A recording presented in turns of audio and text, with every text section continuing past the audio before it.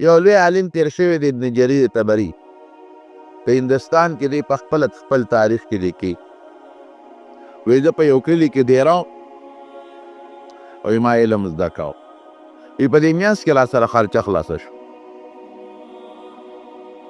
وایي چې خرچه خلاصه شوه زه مو ملګري مو فیصله مې وکړه چې ځو کلي ته او چې خرچه راوړو نو باقي سبق به بیا ووایي وایي چې له جومات نه ووتو د جومات مخې ته یو یهودي بابا و د هغه دوکان راپاسې طالبانو څه کوئ مونږ وایي مونږ ځو خرچه خلاصه ده سبق هم خلاص شوی دی نه جي سبق خو نه دی خلاص خرچه خلاصه ده کلي ته ځو چې خرچه راوړو چې را باقي سبق ووایي الله د چا په ذریعه ان الله لیؤید هذا الدین بالرجل الفاجر حضور پاک فرمایي کله دا دین خدای د فاجر په ذریعه مضبوطوي کافر نم کارلی فاجر نمری دین پی مضبوط ہے وی ښه سبق نه اخلاص او خرچه خلاصه ده وی ګازه څومره خرچې کې در باندې کو مونږ وی داسې ساتو کنو وی چې نه سات مې نه دی کړی ستاسو کتاب مسمانی دی کې قرآن شریف دی او زما کتاب مسمانی دی چې تورات دی نو زه د الله د رضا دپاره په تاسو خرچه وی په دې مطاق کې چې مې وکتل هغه یهودي بابا ناست دی زمانه ډیره تیره ده نو موږ ونه پیژه شکم راغی چې طواف هم خلاص کړی ورل بابا یو تپوس ته نه کوي چې خفه نه شي تر هندوستان خو نه وی یم هلته یو کلي د فلان کې تا هغه کلي خو به نه وي همدغه کلي بابا هلته یو جومات و د هغه جومات مخې ته یو دوکان و ته هغه دوکاندار خو به نه وي بچې همغه دوکاندار ښه بابا یو تپوس ته نه کوي خفه نه شي هغه دوکاندار خو یهودي و یهود خو حج له نه راځي ته حج له څنګه راغلی وی بچې هم اکته یهودي ما په خدای ما ته ایمان را نصیب کړي مسلمان شوی حج له راغلی بچې تاسو څوک یې چې زما دومره شجرې لته وی وی موږ وی چې موږ هغه طالبان یو چې تا را باندې خرچه وکړه خدای علم راکړه وی د ډېرې خوشحالۍ نه وجړل راپاسېد را تر غاړه و چې بچي زه به تاسو له کور ته درتلم خو ماته ستاسو کور نو معلوم فرچ میلو شو ما له خو خدای ستاسو د برکت نه ایمان راکړی څنګه وی په کومه شپه چې تاسو رخصت شوی لاړئ زه وده شوم نو ما خوب ولید او په خوب کې زه په خپل کور کې یو نوراني مخ وینم یو شخصیت یو سړی د خشته خپلې مخ نه یې رڼا ځي وایي ما د اندازې نه و چې دا د مسلمانانو پیغمبر وی ما ورمنډه کړې چې صاحب تاسو مونږ کره څه کوئ وی ما ته وی چې زما د دین د طالبانو مدد دې کړی نو تاله زیرې در کوم مبارک دې شه د الله په کتاب کې ستا د ایمان او د جنت د تلو فیصله شد وی زه راویښ شم ښځه مې وړکوله ښځې پاسه وی ښځه راته وی چې ولې دې پاسوله یو خوب مې ولیده څنګه خوب دې ولید ما خو تعالی نه دی ویلی وی د مسلمانانو پیغمبر مې په خوب کې ولید منکر راغلی دی خشته چهره رڼا ترې خیږي مې حضرت منکر څه کوی زما د دین د طالبانو مدد دې کړی دی تاله زیرې در کوم د الله په کتاب کې ستا د ایمان فیصله شوی وی زمونږ په کور کې 14 کسان او په دا یو شپه په دا یو ټیم د 14 واړو دا یو شان خوب ولید یو کسو ویني نو سړی به شک وکړي 14 وایي د سهار وختي لاړو ستاسو او ملا صاحب له او د هغه په لاس اندیاتو به خدای پاک ایمان را نصیب کړه خوبونو کې خدای ترغیب ورکوي په ویښه پیغمبر ترغیب ورکوي یو حرف چې چولس الله پې لس نیکۍ ورکوي سوره واقعه چې چولستله ماښام نه پس الله فقر ختمی سوره یاسین چې سحر وختي چولس الله حاجتونه پوره کوي سوره اخلاص قل هو سورت چې چا 3 کرته ولوس د پوره ختم د قرآن شریف ثواب او چې 10 کرته چولوس بر جنت کې الله ولا محل جوړی او چې سوره یاسین چولوس الله د قرآن شریف د 10 ختم ثواب ورکوي دا ترغیبات دي د مسلمان په زړه کې د قرآن سره مینه اچول قسم د قرآن په چې کوم برکت دی په یو کتاب کې نشته الله فرمایي قرآن شریف کې وی که تاسو زما نعمتونه شمارئ وی نشئ شمېرلی دا انور خدای مونږ له پیدا کړی دی دا سپومې مونږ له پیدا کړې ده دا ستوري مونږ له پیدا کړي دي دا ځمکه او د اسمانونه یې زمونږ د پیرې دپاره پیدا کړي دي او دا نهرونه اوبه او دا خشته هوا او دا قسم قسم میوې او دا خشته شینکۍ او دا ښکلی شکل او دا بچي دا ټول کائنات دا خدای زمونږ د خدمت دپاره پیدا کړي. ان الانسان لظلوم کفار. الله وایي په انسان ډېر ظالم دی، زما د دې نعمتونو قدر نه کوي او ډېر ناشکره دی چې اوبه څکي دا هم نه وایي چې الحمدلله، ډوډۍ خوري دا هم نه وایي چې الحمدلله. انسان ناشکره دی. قسم دې زه کله سوچ کوم وی موږ له خدای څومره ښکلی شکل لا کړی، موږ انسانان یو، ټول وایي الحمدلله. او په انسانانو کې بیا مسلمانان او بیا په مسلمانانو کې قرآن والا او د دواړو جهانو د عظیم پیغمبر امتیان. نه د خدای څونه پزه که موږ خدای سپي پیدا کړی موږ د خدای څه کولی شو؟ دا خنزیر ویلی شي چې خدای زه د خنزیر ولې پیدا کړم، مږې ویلی شي چې زه د خدای مږه ولې پیدا کړم، مار لړم دا ویلی شي چې خدای زه د مار او لړم ولې پیدا کړم، پیشوګان دا ویلی شي چې خدای زه د پیشو ولې پیدا کړم، ګیدړان شادوګان زمري په دې صحراګانو کې دا ویلی شي چې خدای موږ دې ولې داسې پیدا کړو. نو که موږ نه سپي پیدا کړی وی او د خنزیرانو په شکل وی او د سپو په شکل او د پیشوګانو په شکل، تاسو نه تپوس کوم د خدای موږ څه کولی شو؟ یو کس ماته ده ووایه چا درخواست ورکړی چې مې انسان پیدا که، نو دا خدای په خپل فضل مونږ انسان پیدا دې نه پته لګي چې مونږ سره یې مینه شته، مونږ انسانان پیدا کړو. دا د خدای احسان.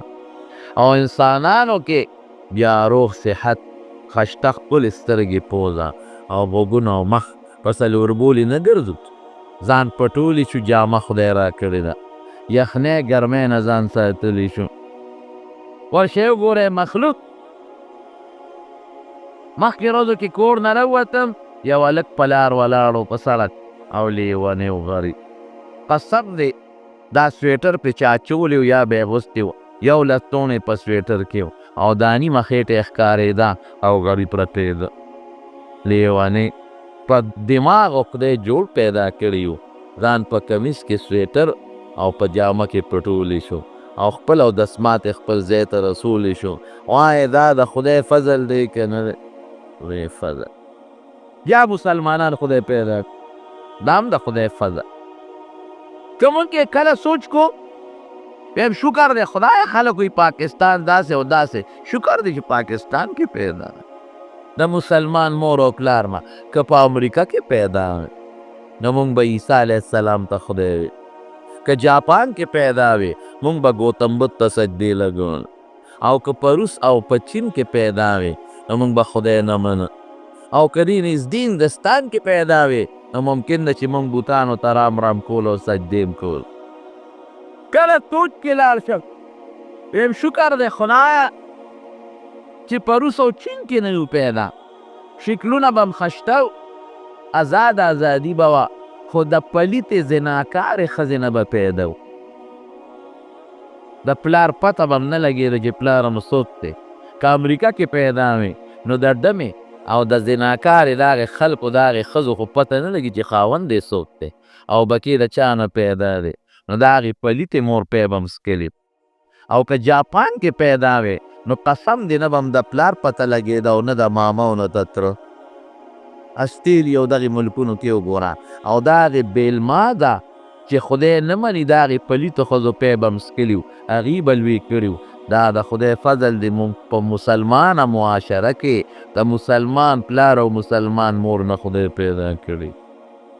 پلار معلوم مور معلومه، 100% پاک پلار، 100% پاکه مور، ماما معلوم، تره معلوم، قوم معلوم، او خدای مسلمانی را نصیب کړی ده. یمنون علیک ان اسلموا قل لا تمنوا علی اسلامکم. د دواړو جهانو مبارک سردار ته الله فرمایي وی دا خلک وي زه مونځ کوم او زه روجې نیسم، په تا د خپلو منځونو احسانونه راړئ، وی په ما د دې خپلو منځونو او د دې روجو احسان مه راړوئ. الله وایي بل الله یمن علیکم ان هداکم للایمان. وی زما احسان قبول کې چې د دنیا دا سره او سپین کافر مې پرېښودل او ستا تورنګړي په سینه کې مې د ایمان دا رڼا ور واچول. نو د خدای په باباجي د خدای احسان لوی کرم.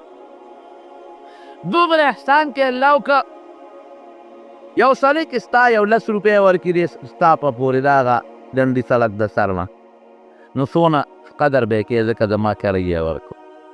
یو سړی د لاختر کې یو جوړه جامې والي نو خلک یې قدر کوي ما یې جامې اخیستې. یو سړی یو 200 روپۍ د کور له راوړي هم دا خیراتي والا نو خلک وایي ما یې 200 روپۍ راکړي قدر یې کوي. نو خدای څونه احسانونه وکړه. د خدای به قدر کوو که به نه کوو، مینه به کوو که به نه کوو. څنګه مینه؟ داسې مینه ځان به قربانو د پروردګار ما، مال به قربانو، بچی به قربانو. دا د خدای سره مینه ده. خفه کېږې منو زمونږ دا مینه کمه ده. زه راته به دلیل سره ثابتوم زمونږ دا مینه کمه ده. د خدای د شان سره چې کومه پکار ده مونږ هغه څه نه ده کړې. والذین آمنوا اشد حبا لله. قرآن حکیم کې الله وایي چې مسلمانی د ده په زړه کې به ما سره د هر چا نه زیاته مینه وي. محسن دی زموږ، دا مال هغه راکړه، د عزت هغه راکړی دی، دا بچي هغه راکړي دي، دا ژوند هغه راکړی. او چې واخلي قسم دی که څوک یې دله واپس درکړي. دا خبرې چې د کوم ټیک کو حضرت موسی علیه السلام زمانه ده او فرعون هغه دشمن دی د خدای چې لوی اعلان یې کړی دی انا ربکم الاعلی. وایي زه ستاسو رب یم کوره کوټې نه ګورې لوی خدای. د خدای مقابله کې د خدای دشمن. په دې محل کې یو جینۍ وه زمونږ کتابونه ورته ماشطه وایي ګومنځې والا. ګومنځ به یې وهله د ښځو دپاره خو یوازې د ګومنځ خبره نه ده. ګومنځ خو هره زنانه ځان له پخپله ویلی شي. دا داسې وه لکه اوس دې زمانه کې چې دا بیوټي پارلر تاسو ورته وایئ چې جینۍ ودیږي نو هغه دوکان ته یا کور ته لاړه شي او زنانه وله ډول سینګار کوي. د دغې جینۍ دا مهارت و. د فرعون د محل ښځو له به یې ډول سینګار کو خو هغې کې ګومند د دخل یو ځل یې د فرعون لور له ګومند واله او ډول سینګار یې وله کو. دا ګومند ترې په ځمکه پرېوت. نو د مسلمان چې لږه ډغره وخوري نو دې د ده په خولې غیر اختیاري د الله نوم راځي. خیال یې نه و دی وی الله یا الله خیر. نو چې ګومند ترې پرېوته نو دې جینۍ یا الله الله. نو د فرعون دا لور ورته وایي وی دا تا چا ته آواز وکړه؟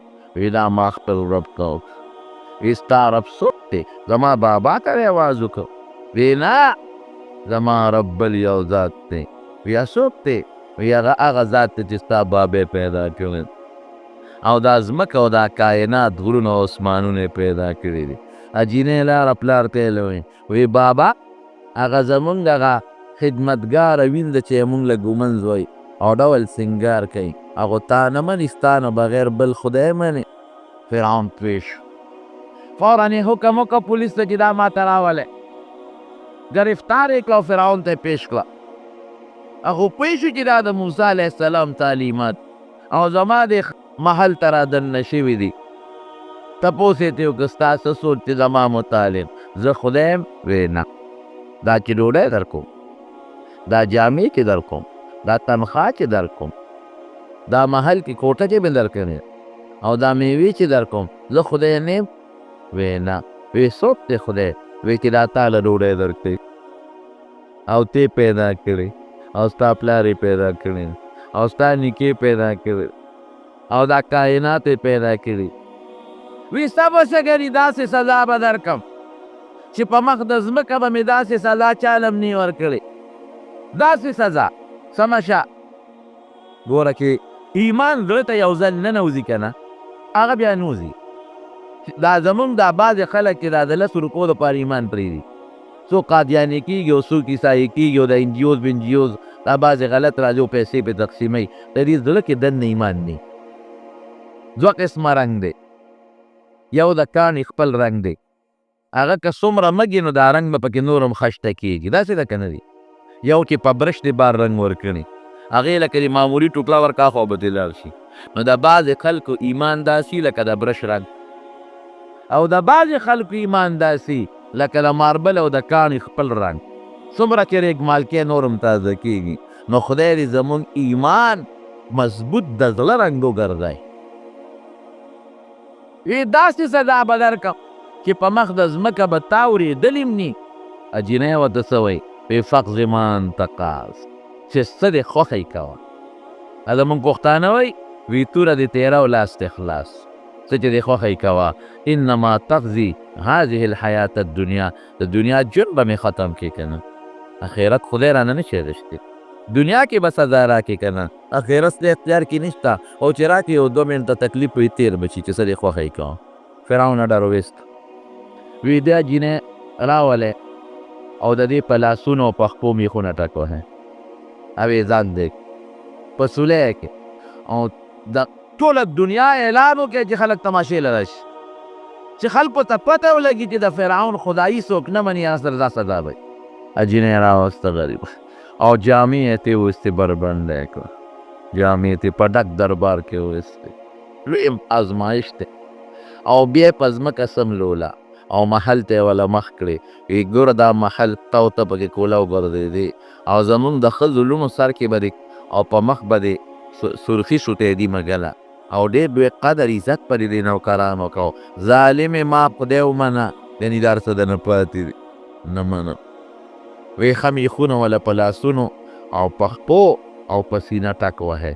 اوږدود د میخونه چې د هغې د وجود نه وتل دی یې راوړل، او په لاسونو او په سینه او پښپو یې وله ټک وه، بربنډه پرته.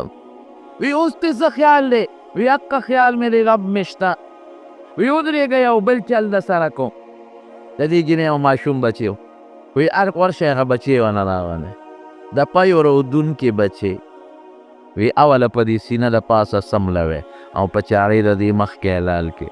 زه ګورم چې د ایمان پرېږدي او که نه پرېږدي. ورونو داسې تختونه دې خدای وساتي.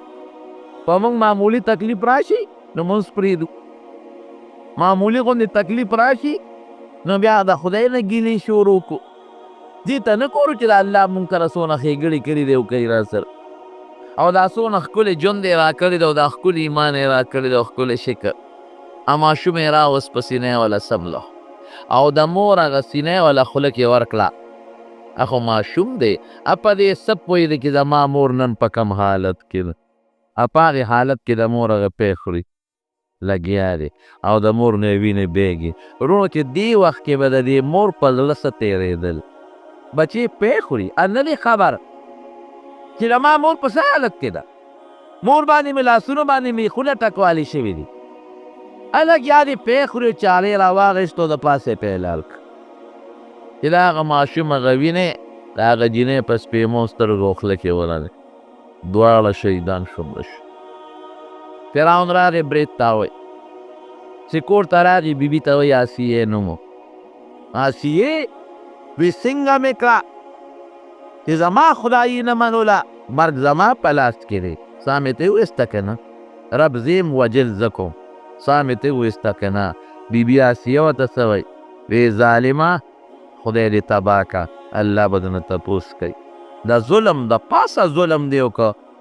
ښځې څه ګناه کړی و، د ماشوم بچي څه ګناه کړی و چې دی حلال که، الله به درنه تپوس کوي. وی تم بل خدای باندې ویاو زه منم. وی سمه شه ګورې تا له به د هغې نه خطرناکه سزا درکړم. بیبي آسیه او مقه ورته وایي وی فقض ما انت قاض، څه چې دې خوښه یې کوه. انما تقضي هذه الحیات الدنیا، او زما د دنیا ژوند به ختم کې، دنیا کې به سزا راکې، نه خدای غشتی شي نه جنت او نه آخرت. څه دې خوښی کوه. بس په لرزان شو فرعون، ځکه دې سره ډېره زیاته مینه وه او په ډېر محبت یې په نکاح کې ساتلې وه ځان سره. لر میټینګ یې راوغوښت، وزیران مشیران.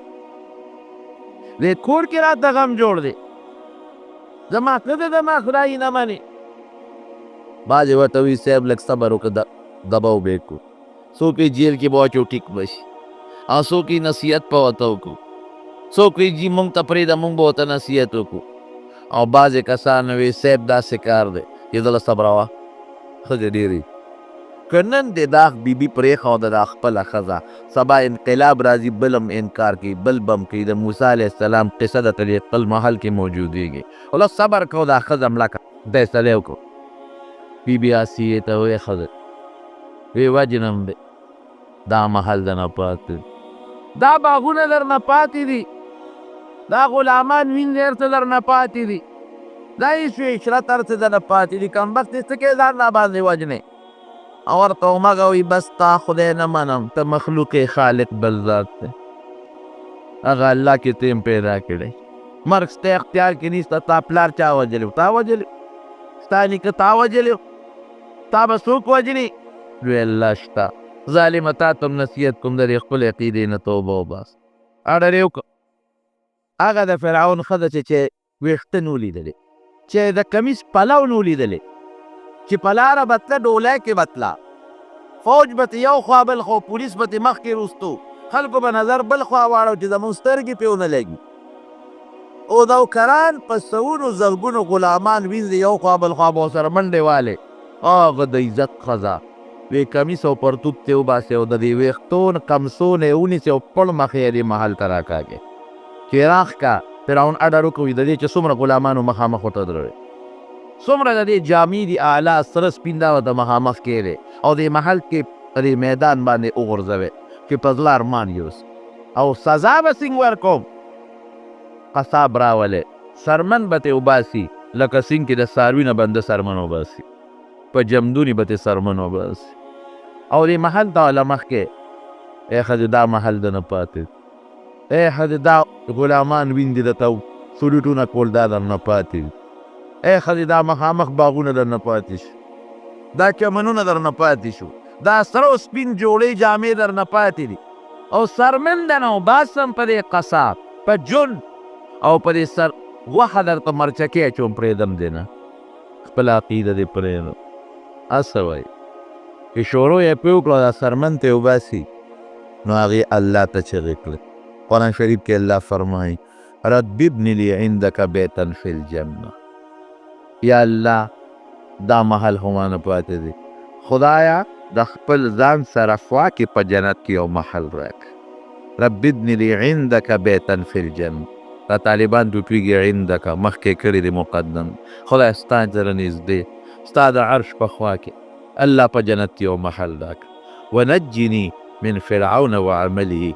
دا نه وایي چې خدای د دې مرګ مې بچ دا نه وایي چې مرګ نه مې بچ کې دا نه وایي چې د فرعون د سزا نه مې خلاصه کې مرګ مې قبول دی الله خو د فرعون چې راکم د کفر عمل کوي خدای دې نه مې خلاصه کې د فرعون د قوم د دې کفر عمل نه مې خلاصه کې ونجني من القوم الظالمین سرمن یې ته وویسته په هغه سرمن د پاسې ورته مرچکې واچوه څومره سخته به پرې تېره شي رسول الله صلی الله علیه وسلم چې کله معراج ته ته په یو وادي پیر شو علاقه وه ناشنا خوشبویي پرې ولګېده د حضرت جبریل علیه السلام نه تپوس وکړو وی دې وادي کې دا خوشبویي د کمې ده دا خو داسې خوشبو ده چې ما په خپله زندګۍ کې داسې خوشبویي چې ته نه ده لیدلې دا څه شی دی په دې وادي کې چې دا خوشبویي ته ځي وی د الله رسوله په دې وادي کې د فرعون هغه ګومنځې والا وینځه خښه ده د هغې قبر دا خوشبویي د هغې د قبر نه راوچتېږي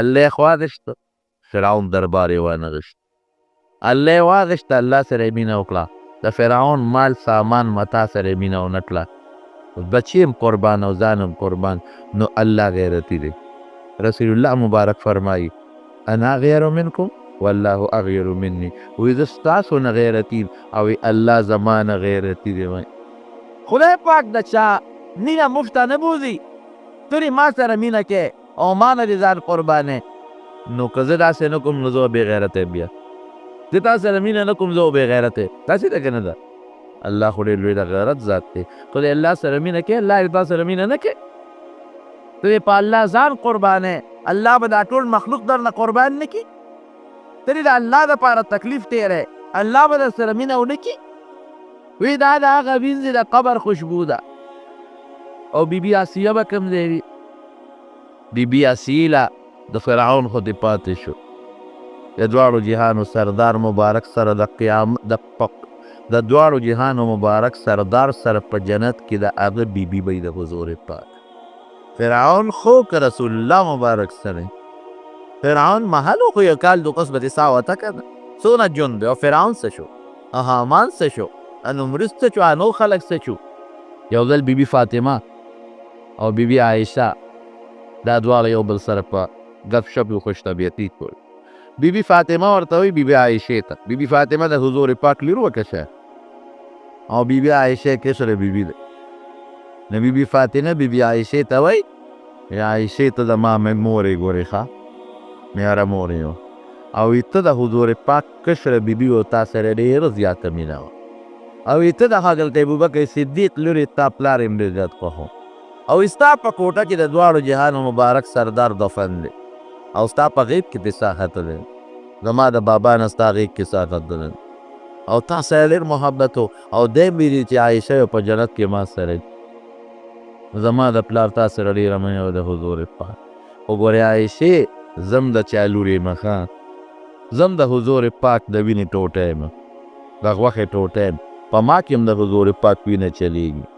ای فاطمې دا تا لږې وویلې دوی ته به د جنت د ښځو سردار ما د حضور پاک نه اورېدلی او ستا دواړه زامن حضرت حسن او حسین به د جنت د ځوانانو سرداران دي او تا سره د دواړو د جهانو د سردار مبارک ډېره زیاته مینه وه چې کله په سفر به ته نو تا کره به لاول درغې او چې د سفر نه به راغې نو بیا به تا کره درغې او یاد دي فاطمې چې کله به ته رالې نو حضور پاک به درته پاسېد او په خپل په تندي به یې ښکل کړې نو ته د حضور پاک د غوښې ټوکری تا کې د حضور پاک وینه چلیږي د هغه در سره بې انتها مینه وه دا ټول هر څه منم او فاطمې ته به هم جنت ته ځې او زه به هم ځم او چې جنت ته لاړ شو نو تا به د حضرت علي ګوته نیولې هغه سره به جنت کې ګرځې او ما به د رسول الله ګوته نیولې هغه سره به جنت کې ګرځو.